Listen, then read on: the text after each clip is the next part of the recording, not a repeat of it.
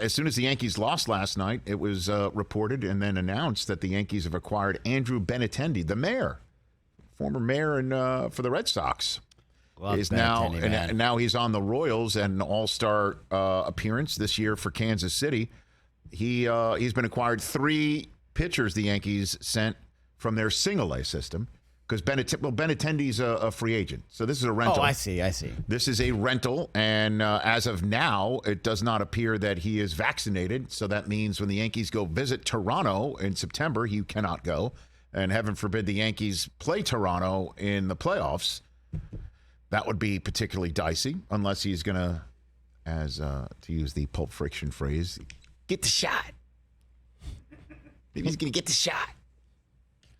But what Benintendi does for this Yankees lineup is return Matt Carpenter to a spot start, bat off the bench status.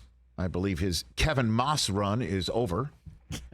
And that further relegates Joey Gallo into insignificant. I'd say he's gonna get DFA'd or what? I don't think so.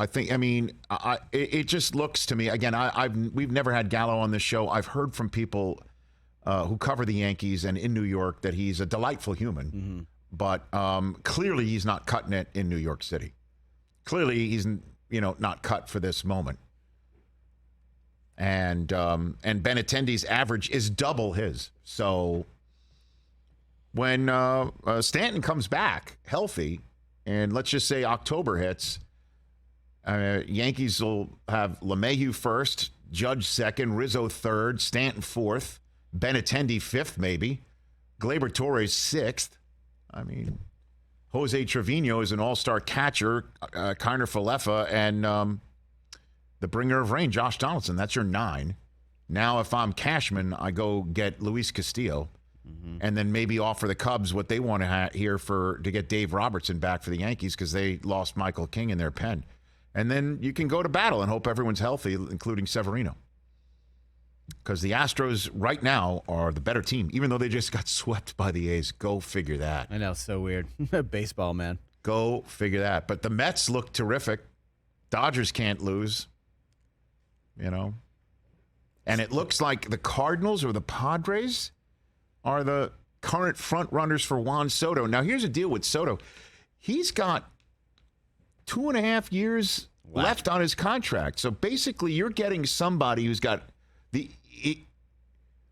who's incredibly talented, like generationally brilliant. During the broadcast last night on ESPN of the Yankees-Mets games, they showed, I don't know who comes up with these numbers about what, where you could compare and contrast players from different generations.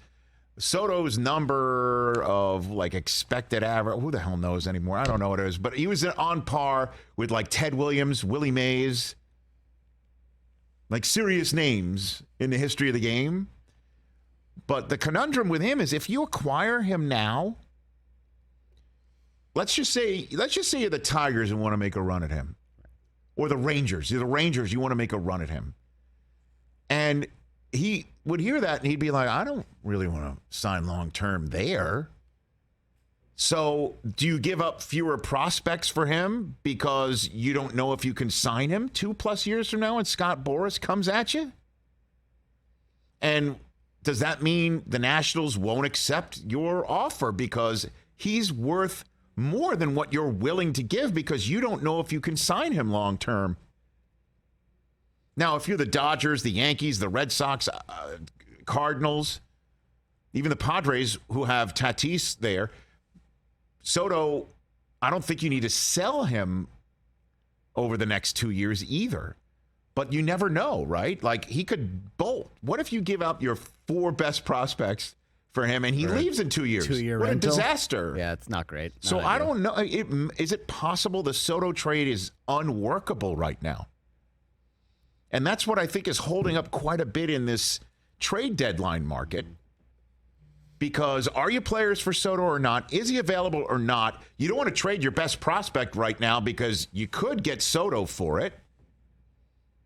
So that's one big, huge ass domino that may not even fall. So I thought it was wise of Cashman to go and get Benintendi right now. Get him. And, that human strikeout, walk, or home run that Joey Gallo is, you're replacing with a much more versatile hitter. My 2 cents on that subject matter.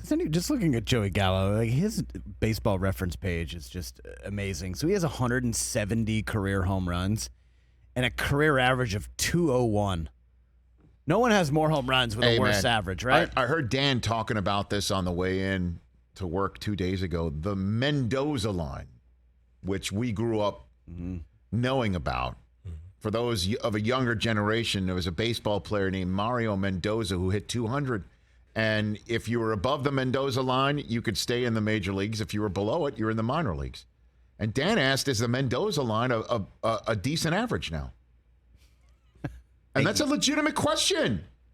Joey Gallo's batting $160. Anytime you watch any Major League Baseball game now, and at least one, if not two hitters is hitting in the teens. 190, 180. Yeah. Somebody's coming up. Mendoza career average of 215.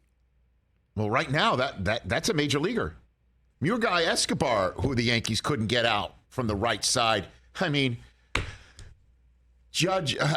Boone bringing in Wandy Peralta on his birthday, by the way. Different birthday experience than Scherzer's last night. Yeah. Wandy Peralta, they bring him in the ninth inning, and Escobar is a much better hitter from the right side. He hits a leadoff double, winds up scoring, game over.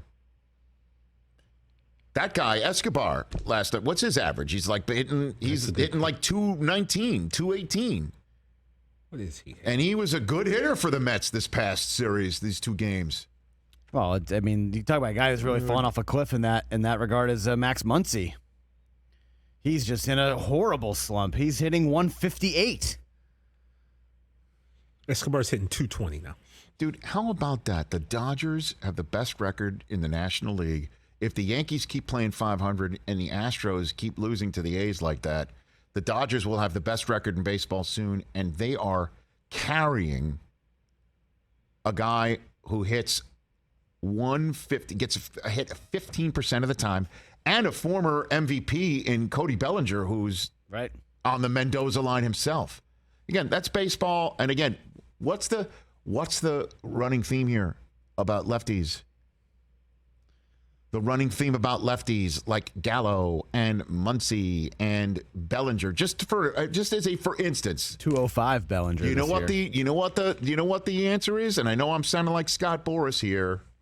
The shift is biased against left-handed hitters.